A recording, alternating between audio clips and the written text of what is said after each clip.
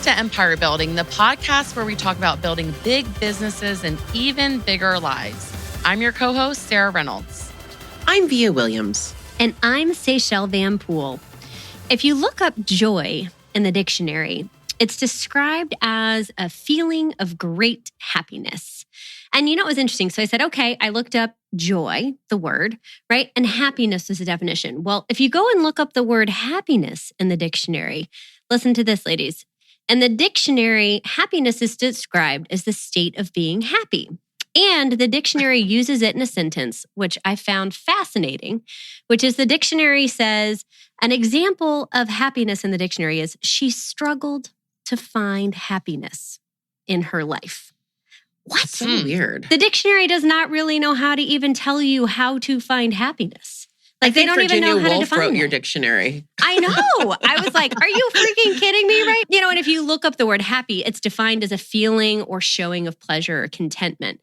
But I was like, I am blown away that joy and happiness don't even really get accurately reflected in the dictionary to tell us how to describe it. Yeah, it's like the double negative. That's just a weird sentence. I know. It makes me wonder, like, who writes those? That's like someone a whole that's not other happy. topic. Someone that's not happy. That's one of those rabbit holes I will now go into, by the way. I will now. I think it shows that like it's a word, happy or happiness or joy. It's a word that we use, but really when you sit down to even define it, like the dictionary itself is struggling with that. So Yes. I mean, Yeah, for sure. Like, Yes. Yep. You know, the other thing, ladies, too, is in life, we're taught to have this like strong work ethic, right? You know, to take responsibility and, you know, to desire to learn, to desire to get better at what we're doing and to be a good citizen, all the things.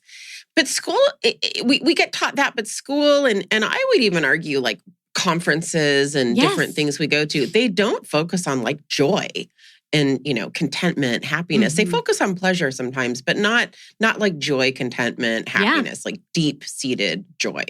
Yeah. And I mean, churches do, you know, but I don't think a lot of the schools and classes, it's unusual to hear that. So true. And, you know, you look at like our companies that we run or that we work for or whatever the case is. In my case, you know, I work for a company. And do you know that like we're given all this vacation time? Like, you know, it can be 2 weeks, it can be 3 weeks sometimes. It can be some companies Facebook like gives ours. you like 4 weeks. Yeah. Well, we don't have vacation time. There's no stated vacation time as a policy. It's just like an honor system. Like if you're hitting your numbers, you can go, right? But do you know that U.S. workers struggled to take vacation time? They literally struggled to fill out and to go to their maximum vacation time. And they often left on average 25% of paid time off on the table. During the pandemic, they were leaving a third, 33%. Yep. 33% of vacation time was unused during like the peak of the pandemic.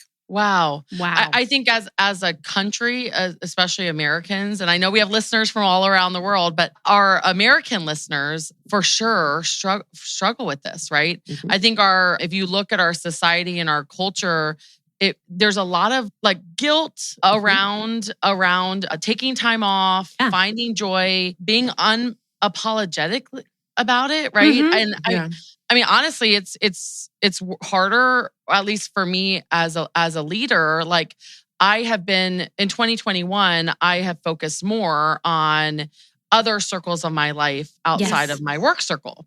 Yes. And I'm noticing, I went to lunch with my mom on Tuesday and I started crying. And because I had 3 team members say something to me almost as if like, how dare you take time off? Like they didn't say that in those words, but that is what they said. No, like to where I told my mom, I said, I don't even think I can post anymore, like on social media. That I'm doing other things. Other things. Like it was the worst feeling, but it shows like that our society almost thinks if you're not all you're doing, if you're not constantly working, if you're not constantly, in my view as a leader, like if they felt like I was stealing from them because I wasn't working for them or, you know, and they were used to for over a decade. I did. Yeah. I put work above everything else. And when you start not doing that, there is a transition of a mentality of your own people from it, but it shows what the society sort of tells us is that the guilt around it, there's problems with it. So this is such a huge topic, huge topic. You know what? I love that we're covering this because joy is my word for the year. And I really appreciate you sharing that, Sarah, because I can honestly say in the last 2 years, I've been absolutely guilty myself of not taking time to focus on joy and prioritize it. And I allowed it, it's my fault, but I allowed my boundaries to be completely overrun with other people's priorities. And I allowed my own joy to be left in the dust. And, the last time this happened was similar to your scenario where I had a leader in my organization. We would go to Michigan every summer and I would scrape together 3 to 4 days to try to take off all at once. That was as much as I felt comfortable at that point in our business taking off. And I would call to check in and I would have that leader in our organization say to me, I would say, how's everything going? And that leader would say to me, well, we're just trying to keep the team together while you're out of the office. And I took it as, oh my gosh, I can't take time away. Now reflecting back, I'm like, why did I ever allow that? And clearly that wasn't the right leader. But in the moment, when you're working so hard to try to take time off and you're already feeling guilty, that just makes it that much more. And so I do think we really have an issue with it. And I'm excited we're covering. Yeah, it is. Yeah, it's a huge problem. And it's something that honestly, this conversation is even controversial to have because there's a lot of people probably cringing already listening that are in the same boat with us that feel guilty about even having the conversation around doing something other than work with your time, with your social media, with any of that. So today, our goal is really to focus on a couple things. We're going to focus on clarity around what brings you joy. We're going to work to have a list of what you need to say no to so you can say yes to it and how to create leverage in your life around that so that balls don't drop. They just get handled differently. And we're going to make a list of commitments and adding joy and spark back into our lives. Yeah, Sarah, sorry I interrupted you. I love that and I want to add or just really a question. I think for me, before we get into the real meat of this episode, I think so many, and many years ago, if I were listening, that's the place I would be. I would be like, done listening to this one. Because we view it, for me, I have viewed it as selfish. Yes. As a leader, as an empire builder, anytime I'm putting myself or running after my own joy, that's selfish. That's not that's not serving my people. So I think, why do we think that is? Is it selfish? First of all. Well, I don't know the answer to that. But, when our people, like Sarah, I was just reflecting on your story and a little bit, Seychelle, your story, similar thing. Yeah. And when our people think that is their projection. That's they're projecting their, their issues. And what I think in terms of focusing questions. And Sarah, you know that about me. We spent some time together. Everything boils down to a focusing question in my head. And so the focusing question is, how can I create an environment as a leader where everybody's legitimately excited for everybody else, finding joy. And I was kind of quiet just now because I was pondering it, which is this podcast does it to me. I'm like, this isn't the time to ponder, Bia, shelve it, ponder later. But sometimes you guys will say something and I'm like, wow, that you'll get me thinking. And I have been thinking for the last few minutes about that. Well, and I think that is a good focusing question. As leaders, what can we do to create an environment where you're like, oh my gosh, I am so happy Sarah's doing that. My leader is getting her bucket filled. She's going to come back. She's going to be amazing next week. She's going to be tan, look great, have time for me, be fresh. And feel thrilled Bring to me see seashells. Me. But it's a real question. And I think too, the pace and the tone is set by the leader. So if we're not taking time to deep dive into this ourselves, our people sure as heck are not. Yeah. And so if we're not doing it, how can we expect them to do the same? Well, and I think, Bia, you just answered the question about, in a different way about, is it selfish? The truth is, and I know, it's oversaid and all of those things, but every time I get on a plane, they say the same thing is, if you're sitting next to someone that needs help putting their oxygen mask on, put your oxygen mask on first. Yeah. And I think that is it's not selfish to put your oxygen mask on first. It's not selfish to run after your joy, because the reality is that we are better for our people when we have a break, when we are happy, when we're running after our joy, when we're finding our joy. And I think so that was the answer, right, Via? That was the answer. So let's stay on this, Sarah. Yeah, let's stay on this. I'm going to push you a little bit. So do you think you're legitimately telling your people that story? Do they correlate? Do they actually understand how much your plane time has done for them? Have you told them stories about, hey guys, I created this aspect of our business was created on a plane at a conference and on the way home. You know, this particular, no, I know. You're shaking your head. I mean, None of us do. That's why your question is, I love it because it takes out any victim mindset, right? Yeah, right. Like, okay, so clearly I'm not leading in my organization. I've created this organization that they're asking me that, right? They're asking like, almost like, how dare you work, like take time off. It was a week, you guys. So just to be, I know. See, I shouldn't even have to and it's that. Okay if it was two, by the way. Exactly. Yeah, if it's a month. I mean, it doesn't matter what the time is. Yeah. See, the fact that you just said that. I know. You were like, it was just a week, you know? It's bad. What? It's bad. And we're picking on you because it's just you're a good case study for everybody. You know, like everybody feels this way. We're both guilty over here too. Yeah. But I remember when I when I was talking with Ben Kinney, who I work for now, it's been like 3.5 years. And we were, I was a real estate agent. Like I had a team, but I basically went from that to leading this huge empire. And I remember when we were kind of getting down to nitty gritty, like it was getting serious, like I was going to come work for him. We kind of sat down and we did kind of this like expectation conversation. And I said to him, I just want you to, make sure that you buy off on and understand my rhythm. And my rhythm is I work hard and I play hard. And typically I am gone on a plane monthly at some speaking gig or conference, but once a quarter I'm somewhere. And that's just kind of been my rhythm my whole career. Like I pile a lot, like I'm all in or I'm out, like peace out. And I work best that way and you get the best of Via that way. And I just want to be sure that we're clear on that. And I do want to understand the time off policy. I haven't been an employee in like 20 years. Yeah. And we had a really good expectation conversation around it. And so, I mean, I'm thinking out loud, like I probably haven't had that with my people. Like that's on me. Yeah. Yeah. Anyway.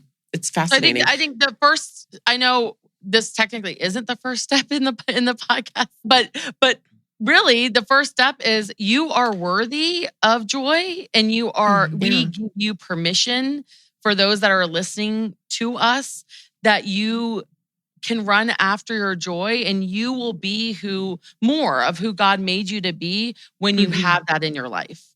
And so that's really step one is our mindset around this, that you have permission and you're worthy of it. And now we're going to go into the real steps of that. I was just going to say now, okay, Sarah, we have to do 6. I don't know what it is about us. We have 6.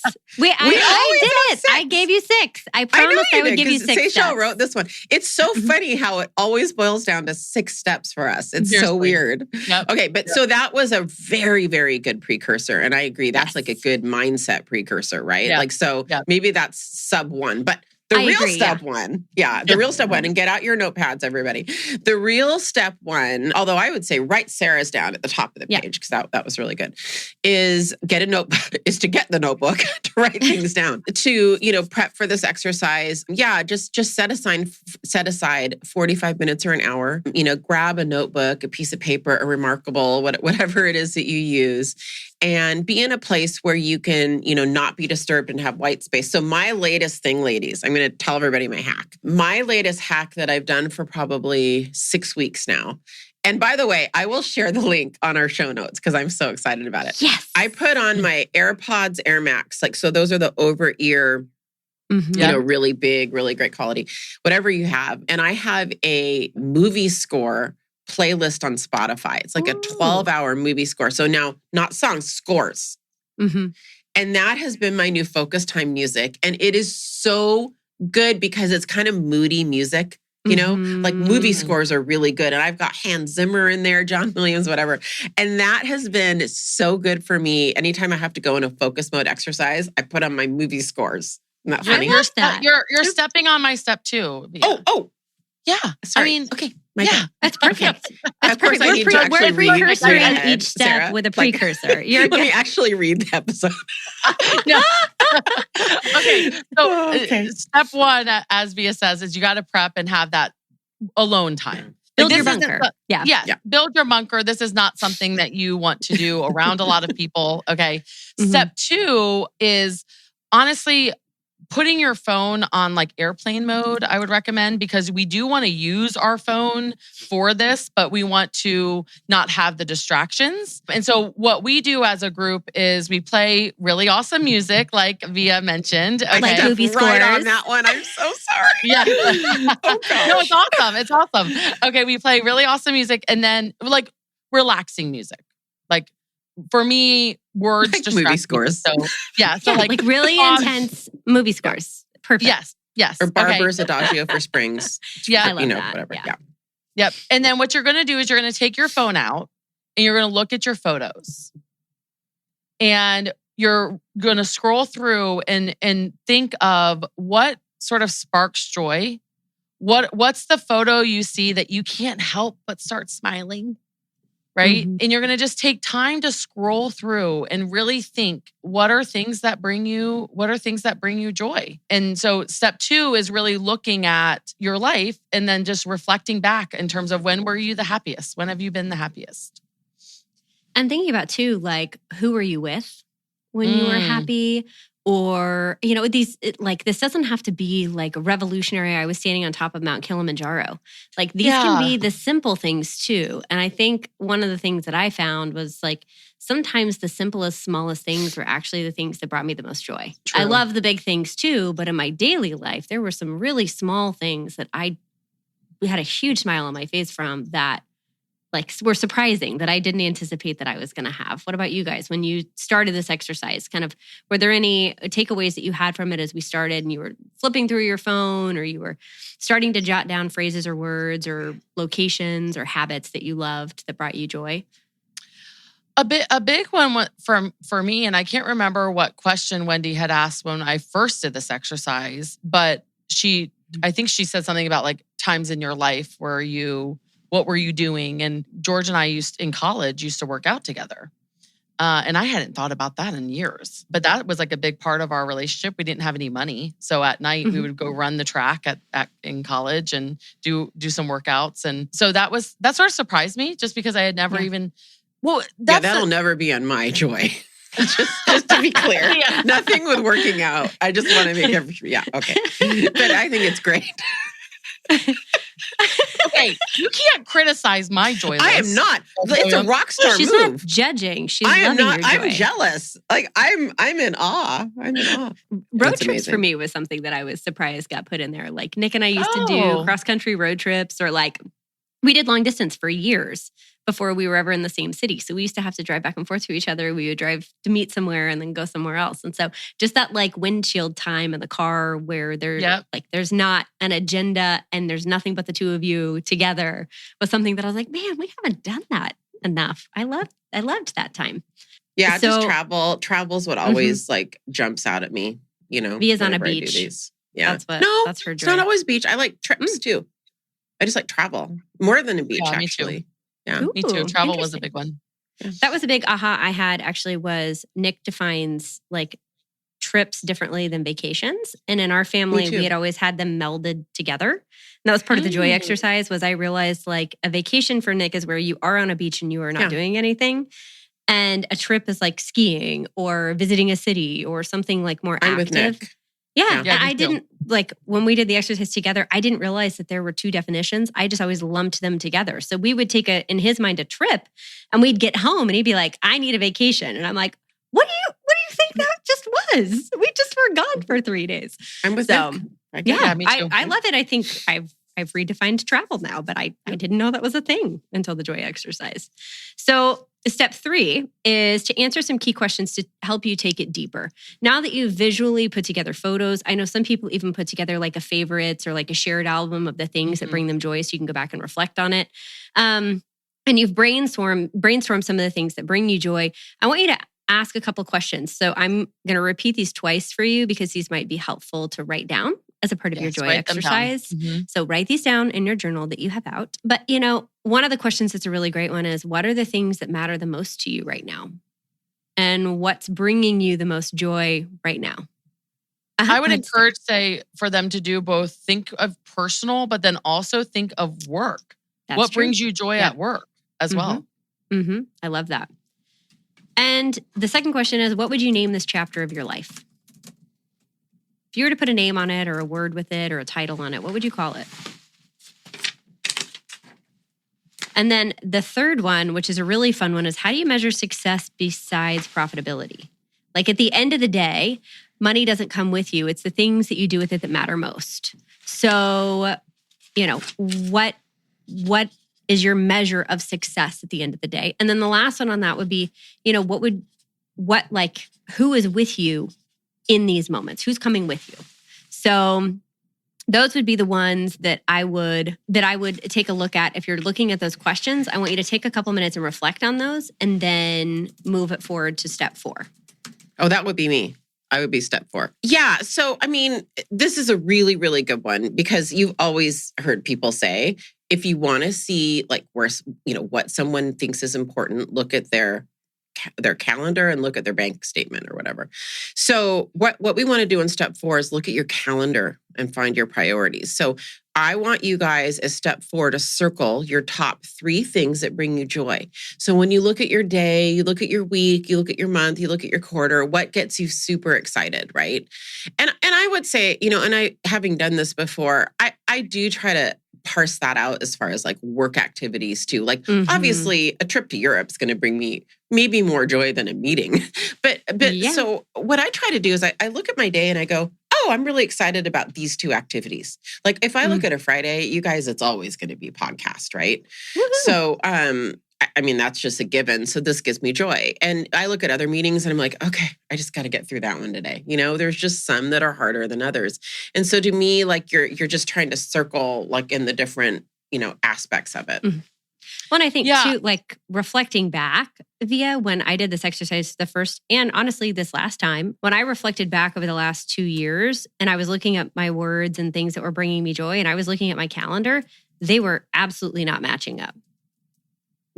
There was a huge divide between what was going really well and was and what I'm loving doing and what I'm loving to, have joy from. And they were not showing up on the calendar. Date nights were not on the calendar. Workout time was not on my calendar. Time with friends, not on the calendar. All of these things that brought so much joy, I went back and looked at my schedule and it was all work or it was all taking care of family. And I didn't have any of that time blocked. And so I had to go and completely rework my schedule to figure out how all of these other things were going to start coming into play. I don't know about you guys, but I had a huge divide if I'm being transparent. They did not look like they were reflecting each other. I've been there. I'm probably there now. Yeah. Yeah. Say that's honestly something big happened to me this week that was something similar, but on work. I have been so to the max. I took time off and it didn't feel like it. That's how much to the max I've been so I had a coaching call on Tuesday and my coach knows last April, I drew out this perfect job description of the things that bring me joy for work, right? Yeah. And he's like, how's that going? How's your job description going? And I was like, oh, I don't know.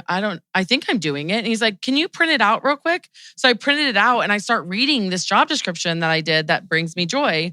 And he's like, let's look at your calendar. And I go to my calendar and I'm not doing any of the things. I'm like, no wonder. I think you're doing really well. I'm like, oh my goodness. I was like, no wonder. And so you have to look at your calendar and, say are the things that bring you joy, both personal and work? And work, yeah. Yes. Are they on your calendar? Does it reflect that, right? And then really the hardest one is for me at least, is step 5, which you have to say no so you can say yes to the things that's hard for everybody. It's you have to be really good at saying no, So you can make a not to-do list. So when you sit down, you can almost do the reverse of this exercise. What really doesn't bring you joy, right? That needs to be on your not to-do list, right? The things that you don't need to work on. What can someone else do for you to give you back some time? So what are some things you're doing right now that you can delegate, that you can leverage at home? I mean, all of the things that so many of us do at home, it's so important to look at getting leverage at home in addition to obviously for work. And then who can you pay to do that rather than not do it? So taking the time to say no is so important. So you can say yes to the things. Well, and Sarah, that's like how we write job descriptions, is basically we just write a list of everything that we have that has to get done. And then we just say, okay, I'm either not good at this or I don't want to do this. And that's literally how we write them.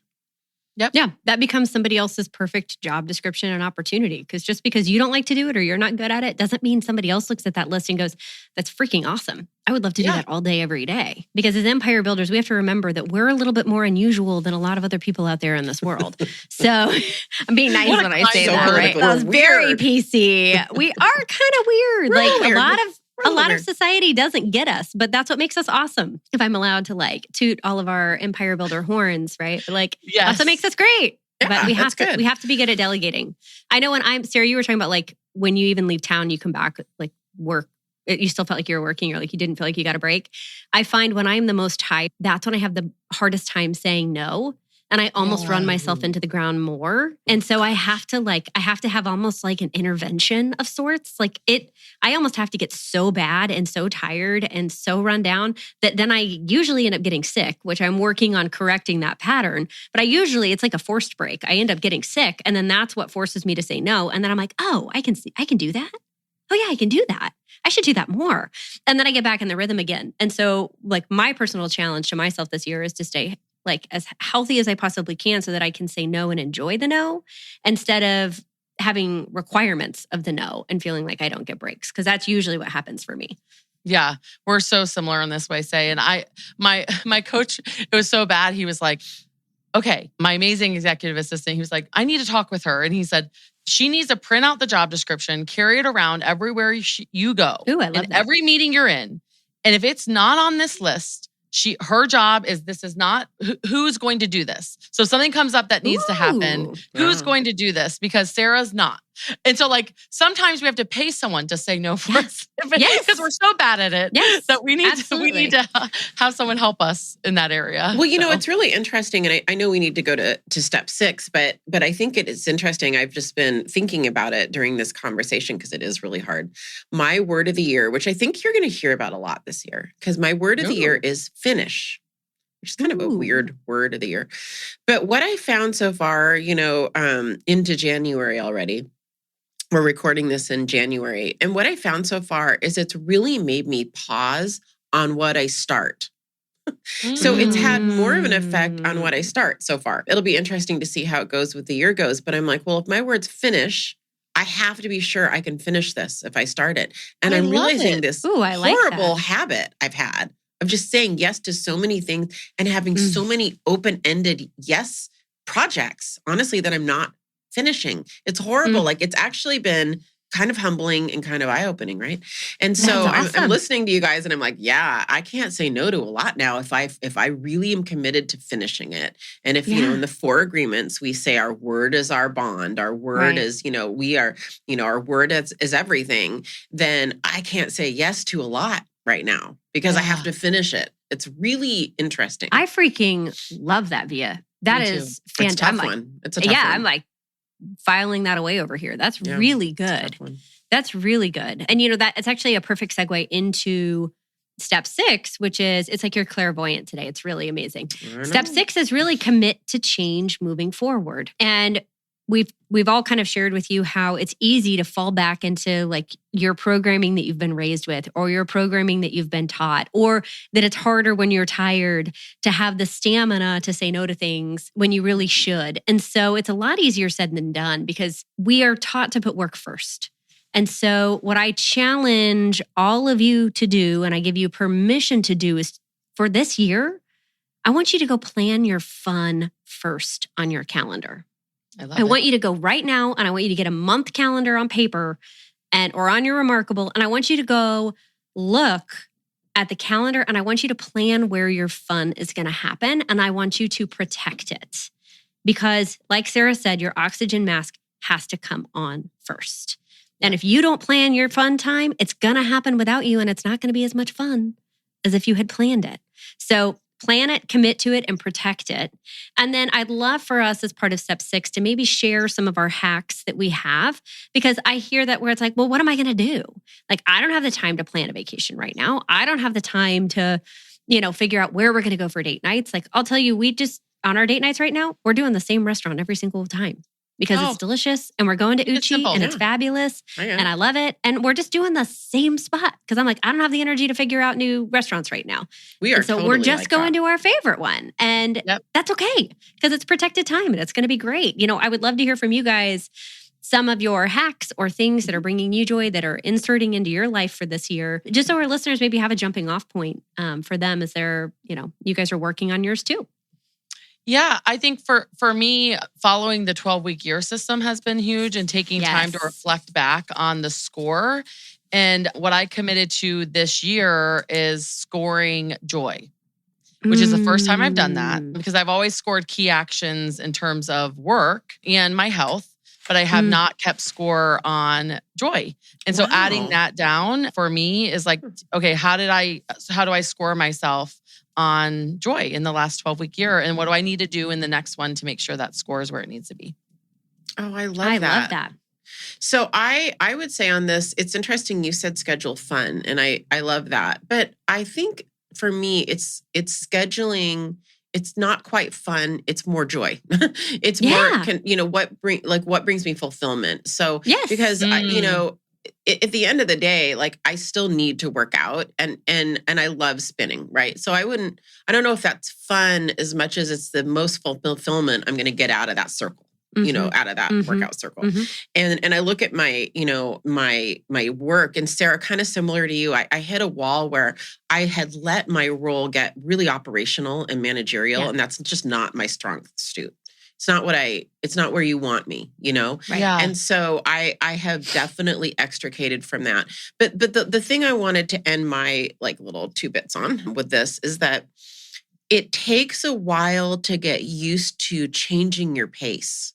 Yes. And so give yourself time, understand that it is going to be a process. If you're like me and you're used to just a frenetic energy and going and blowing and you have to pack all the stuff in a day, and it takes a while to scale your calendar down because you do feel like you're not as productive. You do feel like you're not working as much, and you just have to kind of keep focusing on it. Okay, is what I'm doing moving the needle forward? Yes, it is. It's actually better. And I just want to kind of give everybody permission to let this be a transition time because it was really hard. I was addicted to the freneticness.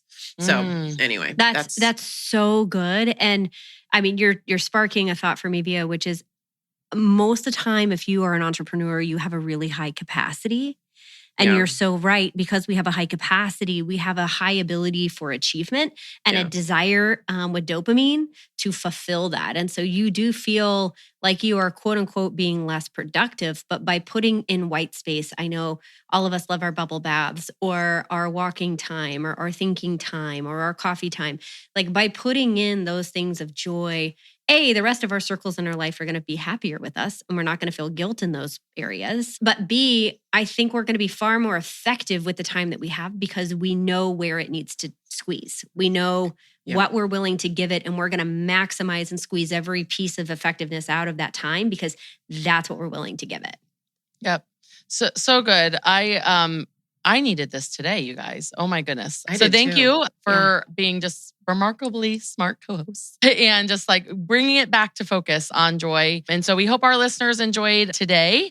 And we want you to take a deep dive into what brings you joy. We reviewed how to put it on the calendar, to build your list of say no to say yes. And then of course, looking at leverage and making sure that you're focusing on all of the things that spark joy, bring you happiness. And all of this goes back to building a big business, but an even bigger life, right? Yes. At the end of the day, we can have this big business, but if our life isn't big, and part of what we view as a big life is running towards your joy.